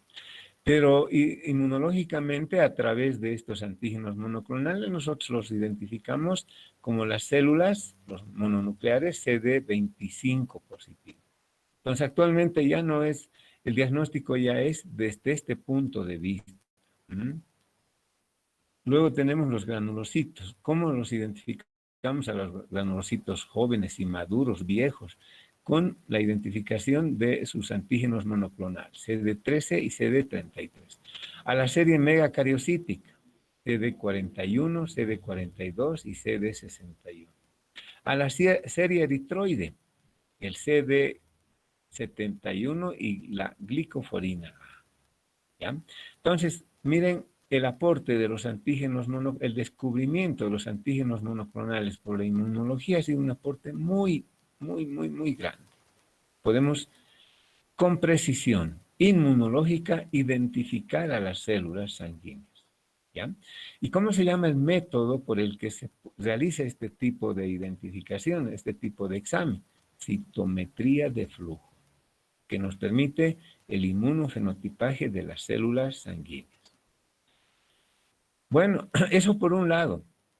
Pero estos mismos antígenos monoclonales han permitido que se puedan elaborar anticuerpos contra esas células que tienen esos anticuerpos o esos antígenos monoclonales. ¿Sí? Supongan que tenemos una célula tumoral, ¿no? Esta puede ser un linfoma no Hodgkin, por decir. Esta es una célula linfomatosa, pero tiene el antígeno monoclonal CD20. Yo puedo elaborar, ¿sí? La tecnología ha hecho que se pueda elaborar anticuerpos anti-CD20. ¿Sí? Anticuerpos anti-CD20. ¿Para qué? Para que vaya a atacar a esta célula tumoral que es CD20 positivo. Y de esa forma elaboro una molécula, esto ha hecho la industria farmacéutica, que va a atacar a estas células que yo quiero destruirla. Y eso es lo que se ha hecho, eso es lo que es el rituximab. Han debido escuchar en reumato qué es el rituximab.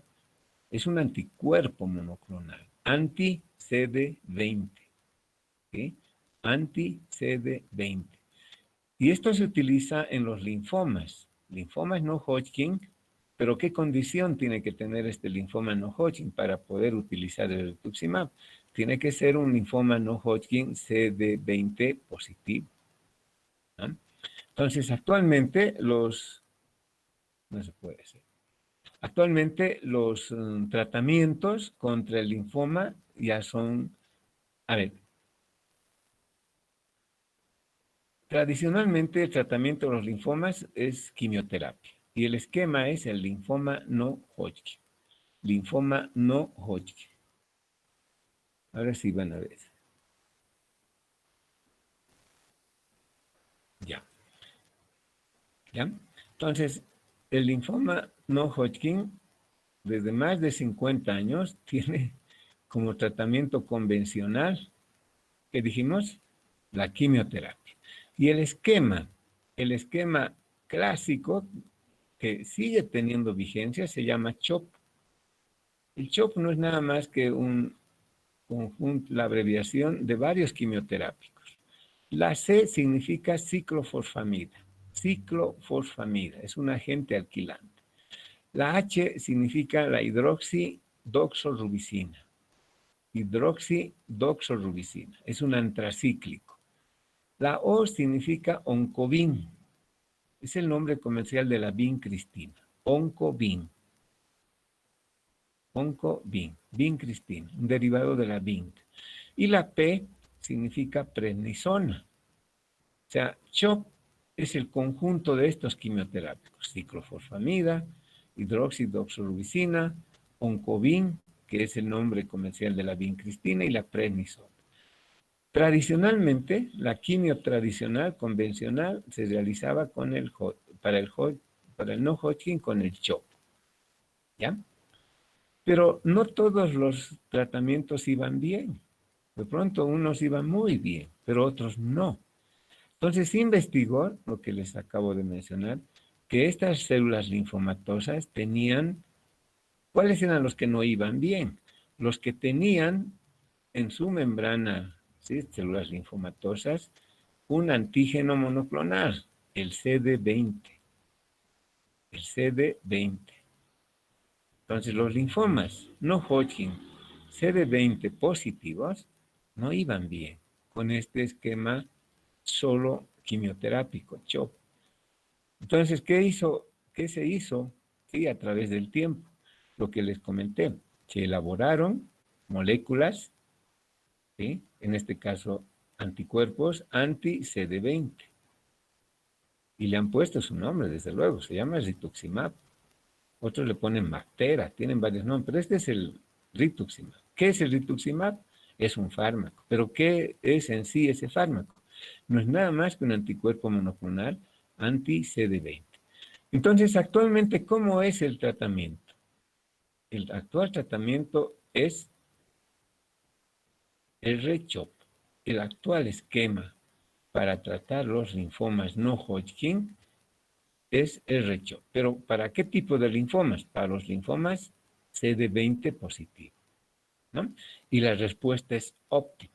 Se puede incluso hablar de curación de estos pacientes. Muchos de estos pacientes están curados.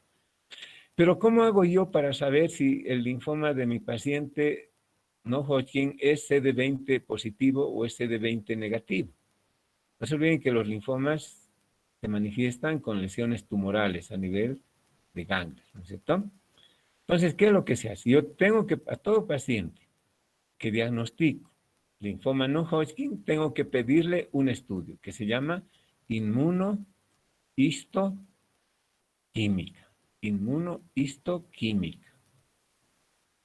Por eso cuando les diagnostican a uno, a ustedes van a hacer lo mismo, les diagnostica a uno de sus pacientes linfoma no Hodgkin, tienen que preguntarle, ¿le han hecho inmunohistoquímica? Esa es la pregunta, sí o sí. No háganle inmunohistoquímica. ¿Por qué?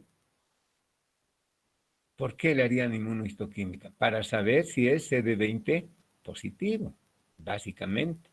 Si es CD20 positivo, probablemente, si es CD20 positivo, el pronóstico es malo, ¿no? Pero no solo que es malo, sino que nos obliga a utilizar este esquema, R-CHOP. Y con este esquema, ese pronóstico que era malo se vuelve bueno. porque podemos incluso, ya les digo, curar esa enfermedad. ¿Por qué? Porque estamos utilizando el anticuerpo monoclonal. Y aquí ya no estamos hablando de quimioterapia pura, aquí estamos hablando de quimio-inmunoterapia. ¿Ya? Para que tengan una idea. Entonces, ese es otro avance. Gracias a la inmunología y gracias al descubrimiento de los antígenos monoclonales. Ahora, si fuera el linfoma no Hodgkin, CD20 negativa, ¿ustedes le harían comprar el rituximab? No, porque no se olviden, esta molécula es carísima. Una ampolla de 500 miligramos vale 16,000, valía 18,000, ahora está en 16,000 bolivianos. Y para 8 ciclos generalmente necesita como 8 ampollas. 8 por 16,000 solo para rituximab. Y para el resto necesitamos otra cantidad de dinero. Entonces, todo paciente con linfoma no Hodgkin hay que hacerle su inmunohistoquímica para ver si es CD20 positivo o no. ¿No? Si es el 70% de los pacientes son CD20 positivo. ¿Qué tal? Entonces, en el 70% de los pacientes habrá que hacer un esquema R-CHOP, ¿no? Y podemos curar ese linfoma. Del mismo modo tenemos esta otra molécula que es el imatinib, es otro anticuerpo monoclonal. Este es antitirosinasa quinasa. Antitirosinasa quinasa. ¿Sí? Antitirosinasa quinasa. ¿Qué es la tirosinasa quinasa? O bueno, por otro lado, ¿qué es el imatinib? Un anticuerpo monoclonal, antitirosinasa quinasa. Y es la droga de primera línea para el tratamiento de la leucemia mieloide crónica. Leucemia mieloide crónica. ¿Saben por qué? Porque la leucemia mieloide crónica o en la leucemia mieloide crónica se produce grandes cantidades de tirosinasa quinasa. Y se considera que esa es la causa de la leucemia. Grandes cantidades de tirosinasa quinasa. Y si yo utilizo este anticuerpo monoclonal antitirosinasa quinasa, controlo la enfermedad. ¿Saben cuál es la dosis para la leucemia mieloide crónica de imatinib? Una tabletita de 400 miligramos, una tabletita día, y controlo esa leucemia. ¿Qué tal? El costo del imatinib, pero es nomás accesible. 30 tabletas, lo que vale 14,000 bolivianos. Una tableta para un mes le dura 14,000 bolivianos. ¿Quién gana 14,000 bolivianos? Bueno, el seguro cubre, felizmente. Y de la misma forma, tenemos otro anticuerpo monoclonal, alemtuzumab, anticuerpo monoclonal anti-CD52. Esto se utiliza para la leucemia linfocítica crónica. Leucemia linfocítica crónica. ¿Ya? Entonces, como ven, la inmunología ha aportado enormemente a la hematología.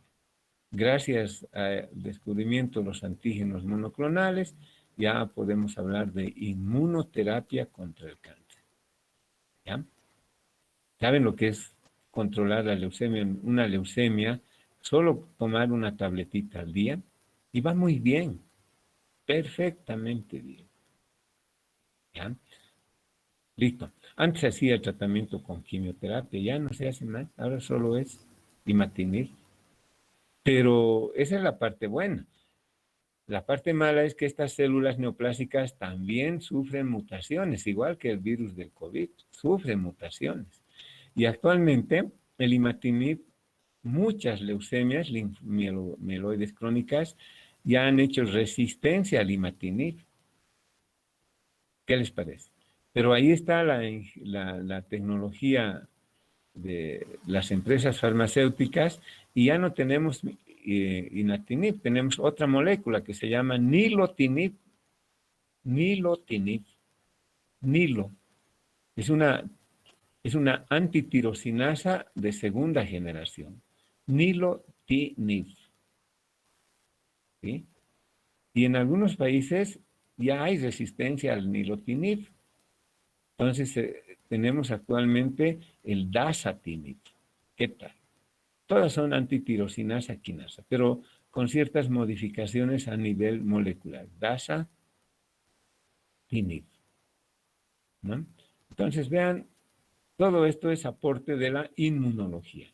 Estamos hablando de anticuerpos monoclonales. Estamos hablando de inmunoterapia contra el cáncer. El gran problema de estos fármacos es el costo. Muy caros, ¿no? Pero el seguro cubre y hay gente que tiene condiciones de poder comprar. Bueno, nos quedaremos aquí. Les he traído, bueno, esta fotito más veremos. ¿Están viendo esta imagen? No. No, doctor. Ya. Y esta es bonita. Ahora sí, ¿no ven? Sí, doctor, ya se ve. ¿Qué tal? Estas son, miren, esta es una célula sanguínea. ¿Qué es esta célula sanguínea? Este es un calladito. ¿Mm? Y aquí están sus antígenos monoclonales. Estos botoncitos que usted ve. Este sería CD33.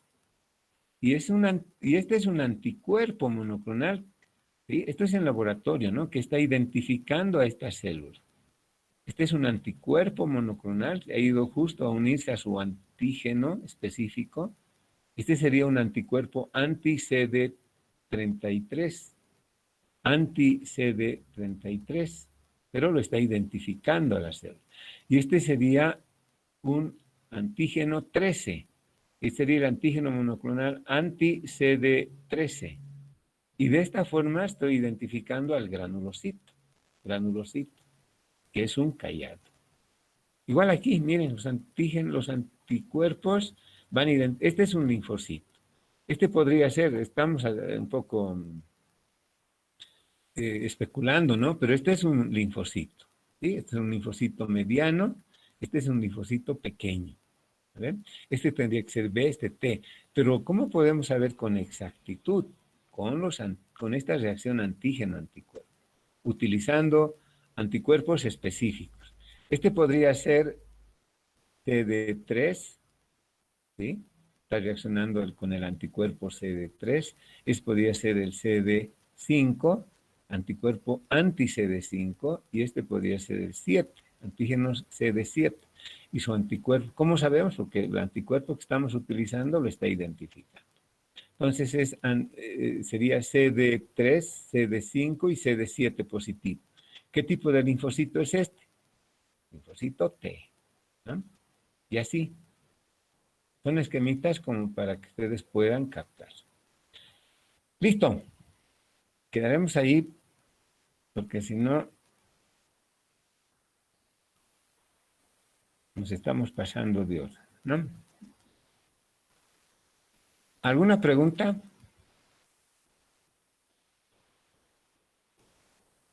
¿Nadie? Jimena, ¿está Jimena? Jimena Danitza. Sí, doctor, presente. ¿Alguna pregunta, Jimena? No, doctor, está bien. Fernanda Isabel. Fernanda. No, doctor, no tengo ninguna duda. ¿Cómo es? ¿Esto es nuevo para ustedes o ya sabían?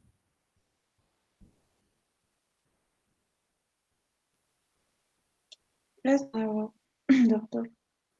Ya. Raquel, ¿sabía de la inmunoterapia? No, doctor, para mí también es nuevo, doctor.